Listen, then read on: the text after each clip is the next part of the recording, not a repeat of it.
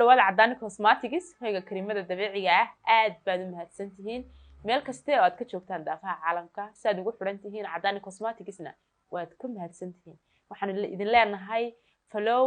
iyo waliba subscribe noo saara page-ka iyo YouTube-ka Cadani Cosmetics waad mahadsantihiin waxaan wanaagsan asxaabteedan jecelnahay ku soo dhawaada Cadani Cosmetics aad baad u mahadsantihiin waxaan idin hayaa cream-kan ma aragtay gacantayda ku jira ee waa sawda cream waxa laga yaabaa in badan oo dadka kamid ah inay garanayso hablaha markan hablaha la hadlayo weeyaan cream kan waa isku mid waa isku shirkad hadana marka si loo eego way kala duwan yihiin oo laba meelood baa loo kala isticmaalaa ama laba maaragtay kala duwan oo waxa loo laba sano kala duwan baa loo isticmaalaa imika kan yar waxa weeyaan inkastoo isagoo weyn leeyahay laakiin kan yar waa kii xafaayada carruurta loogu talagalay carruurta markay damage garoobaan kaadu u yara qabato hadii wax damage ay ka soo gaadho dabada oo loo mariyo wuxuu ka dhigayaa kaleer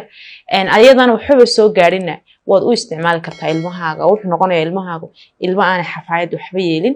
oo markasta qurux badan kaasi waa ka hadaba imika waxaan idhi waa kii xafaayad kan marka loo yimaado oo waxaan diidayaa hadhow marka timaadana tiradaan maan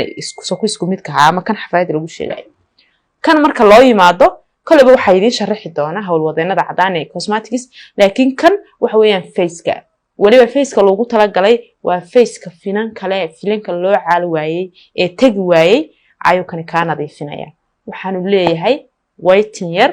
oo qurux badan oo wajiga kala ka dhigaya YouTube-ka ku qori kartaa oo daawan kartaa sida loo isticmaalayo hawlwadeenaduna way ku sharaxi doonaan aad baad u mahadsantahay maxamed